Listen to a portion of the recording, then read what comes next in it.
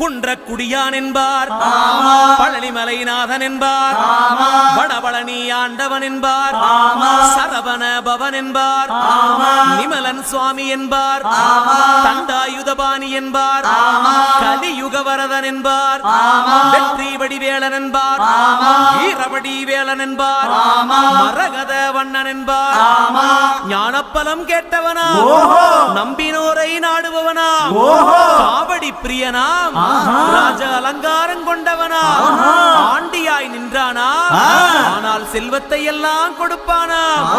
அப்படிப்பட்ட முருகனவன் ரொம்ப ரொம்ப சின்னவனா சுவாமி. சின்ன சின்ன முருகைய